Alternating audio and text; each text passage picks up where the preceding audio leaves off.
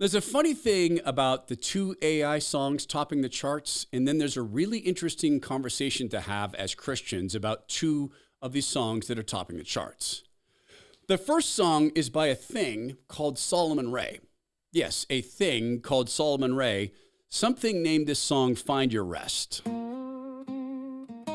It's a cool beginning, real soul affirming, a bit of a swing gospel take. Lovely the slide guitar. Or is that a dobro? I think it's a dobro. Dobro-like guitar. Lord, I'm tired from all this stressing. What a voice. Too weak to count my blessings. Ain't Kind of got gruff, time for window dressing. earthy. Just trying to keep my soul Suggestive swing there. Trying to keep my soul intact. Wow, that's interesting because this has no soul. This is an AI. There's no soul in it.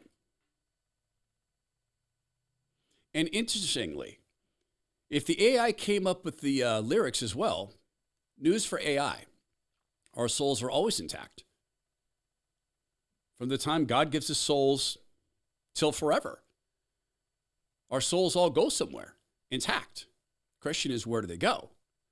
Back to the song. I've been running hard, feet on fire. hard, feet on fire, dreams and do Wow, so did you hear the answer to call feet on fire? tangled in wire. But when my strength starts slipping away, I still hear your voice say, Okay, so now we get this optimistic take. Keep this in mind. He's not going to be kept down. don't grow weary in well-doing. Get those problems off your chest. A little more swing pronounced. Got the swing. Boom. White guy shuffle. I'll give you White guy rest. head nod. Boom. Must be God giving us rest. So that's from a thing called Solomon Ray. It's an AI that doesn't have a soul. Hence, it thinks of souls being intact. There's a second song I want you to hear, and I want you to listen really closely because I'm not so certain these are completely separate songs. Talk about this in a second.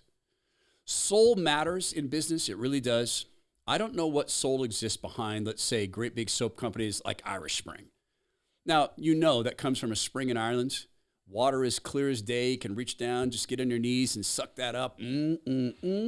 And then that water is taken from that spring and it's sent to communist China. And maybe that stuff is made in slave labor and tested on Uyghurs' hair. There's no Irish Spring. And the Dove stuff, it's not clean as a dove. It comes from great big huge factories. And yet you continue to put this on your body. And I've done the same thing without thinking.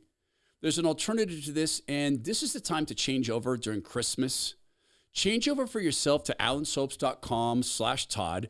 This is made in America by a family with 3 generations of soap making expertise, and its entire mission beyond the excellence of the soap, chemical-free, best soap you'll ever have, all natural, is to employ people like Alan and Ian that, you know, the rest of the world would just say, look, just put them on some psychosomatic drugs, park them in front of a video game, sit them in a box, they'll be fine.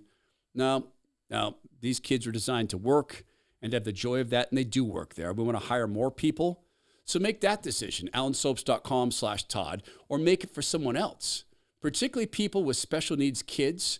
There's a lot of hope in them seeing how Alan works there every single day, despite being effectively nonverbal with his 18 operations and difficulty moving. Go to alansoaps.com/Todd. That's alansoaps.com/Todd. So this is a song by a thing called Breaking Rust. And I want you to listen for some of the similarities because therein begins our spiritual discussion.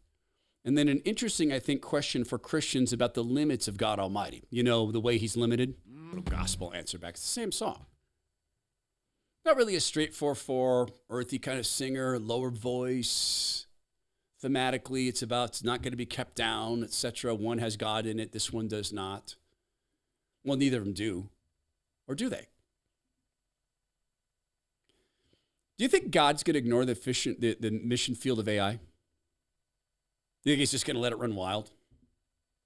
There's a really super fascinating question for me about intelligence that's artificial. A, is it intelligent? B, can it be unique?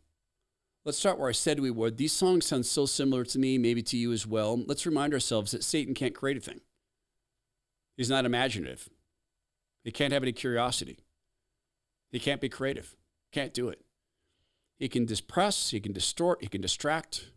He can destruct, cannot build, cannot make beauty. God can. AI can't invent songs. AI can scan the entire universe of published music and work within parameters to have something that approximates song. And people can listen to it because math is musical. Music is math. So music theory will tell you that. So it can understand the music theory, what appeals to a Western audience. 4/4 beat, 1/4/5, maybe a shuffle step put into the chorus, call and repeat, easy to remember, 1-2 line hooks, because it's memorable. It can scan all that, but it can't invent. It can amalgamate. It can approximate, but it can't invent. Sure, it could come out and be Robert Fripp and have sort of atonal tone music, right? Atonal, arrhythmic, quote, music. Fripp did that. It's been done countless times. John Lennon experimented with it. So it could go scan those sort of experiments too, but it can't invent a thing. Says things like, my soul intact, your soul's always intact. It can't really understand what it's saying. Now, God forbid, maybe one day it might. It might become self-aware. Good thing God planned for that. I mean, if AI becomes self-aware, God's planned for this. Do you think that God's going to give up on the mission field?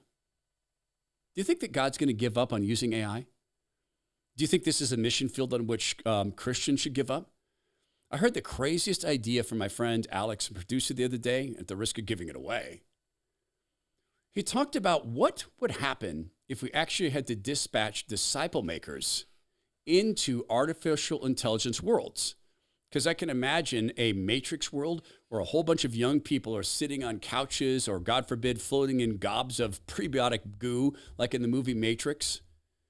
And it's not this time Keanu Reeves who breaks out, and then the other actors have to go break back into the Matrix, but it's actually disciple makers going into a world where people have been captured and dominated by AI to, first of all, take them out of the AI world and then back into the fallen world so they can go to the actual new heaven and new earth.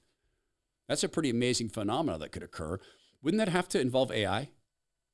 One of the things that we should be aware of is there's never been an invention that God didn't use. God used radio. God's used technology.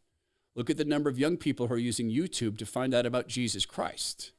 God's not the least bit surprised about AI, and I bet he finds it very, very funny that an AI thinks that souls can be broken apart. Oh, they can be tarnished. They can be oppressed. They can be tortured. But ultimately, let's fear not he who can harm the body. Let's fear he who can harm the body and the soul. And let's not fear AI. It can harm our minds. But he who dwells within us is stronger than he who dwells without.